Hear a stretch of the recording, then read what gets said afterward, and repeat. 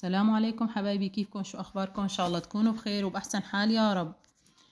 نبدأ بالصلاة على النبي. اللهم صل وسلم وبارك على سيدنا محمد وعلى آله وصحبه أجمعين. اذكروا الله، لا إله إلا الله، محمد رسول الله، ولا حول ولا قوة إلا بالله.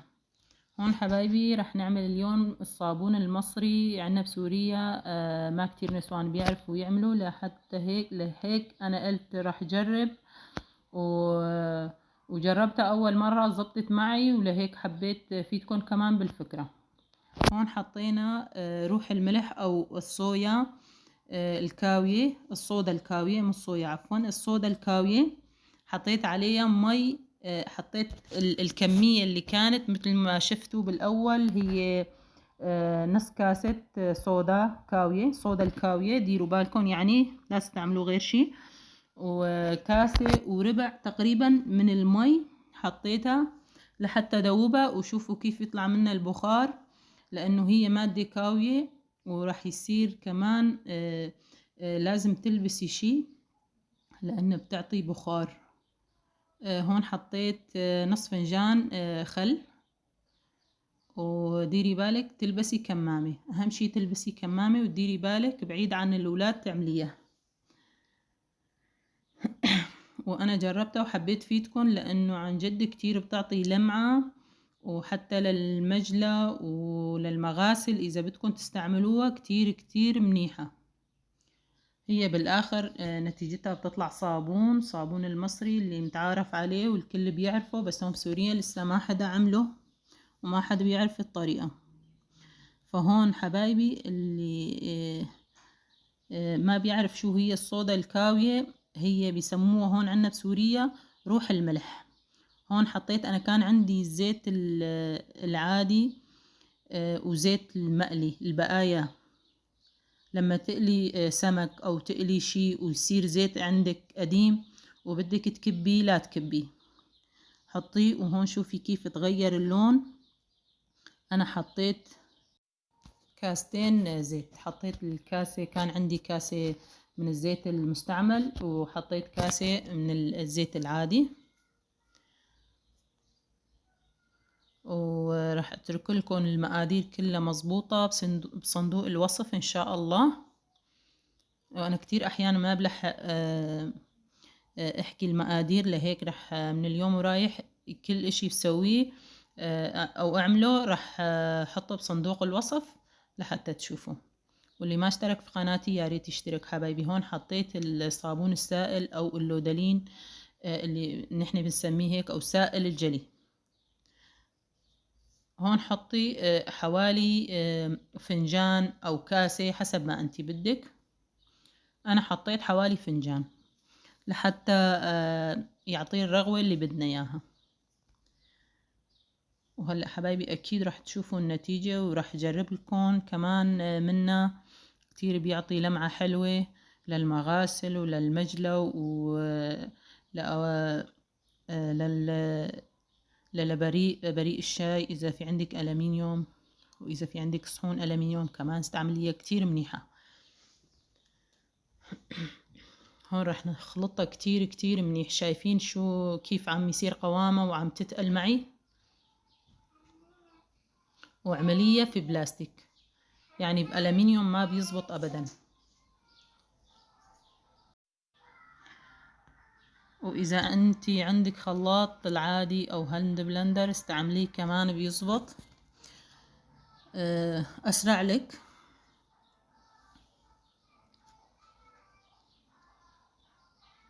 شايفين كيف عم يصير قوامه؟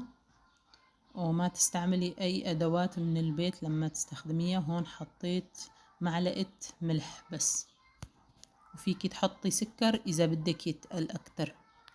حطي 3 معالق سكر، ملعقتين ملح كمان بيزبط وبيصير أسرع، بيزبط أسرع يعني.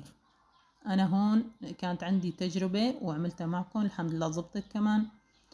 هون بعد ما صار قوامه شوي منيح، فيكي تحطي له نشا، وفيكي تحطي له طحين كمان عادي، بس ما بنصح بطحين، النشا أحسن لحتى تتقل.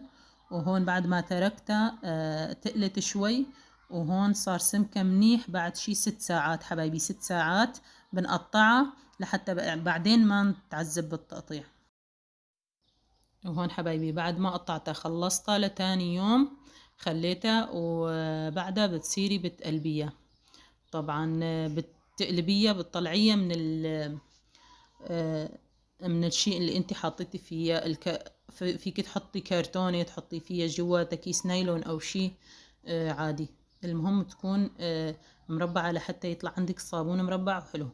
هلا هون حبيت جرب لكم اياها، وغسلت الليفة مثل ما شايفين قبل كتير منيح. شوفوا الرغوة، وهلا رح تعطي للابريق كتير لمعة وبتنضف بسرعة. شوفوا هاي الصابون، وهون كمان السيفة العادية كمان، لأنه أنا بستعمل بابور وفيها شحوار شوي معلش.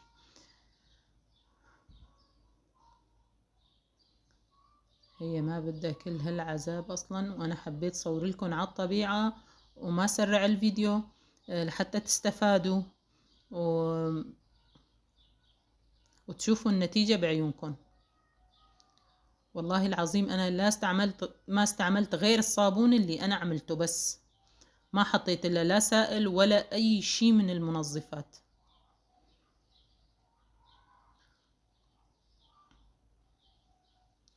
معلش اعذروني، أنا خليت الحنفية مفتوحة نسيتها.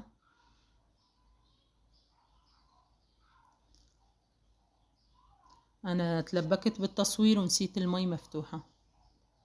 حبايبي اللي ما اشترك في القناة يشترك، ولا تنسوا تدعموني لحتى نعمل تجارب كمان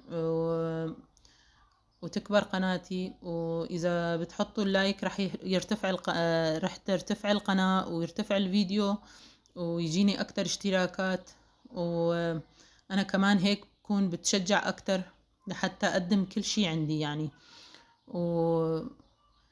وإذا ما بتحطوا اللايك ما عم يرتفع الفيديو يا جماعة، يعني اشتراكاتي كتير قليلة مقارنة بالفترة اللي أنا مشتغل فيها، يعني صار لي سنة. والله حتى الفيديوهات بالتعب يا جماعة.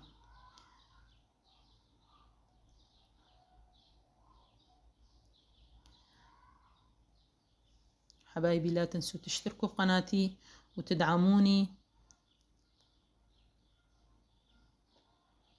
هون هاي بعد ما غسلتها، وأنا كان عندي هلأ الظهر الدنيا الظهر، فحبيت جربها هيك، جربها مع بعض أنا وأنتو ونشوف النتيجة المبهرة الرائعة.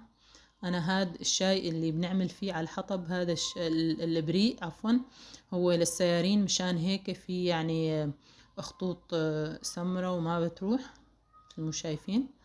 وأنا قلب البريق ما غسلته كتير لأني بفضل أني أغليه بغير طريقة.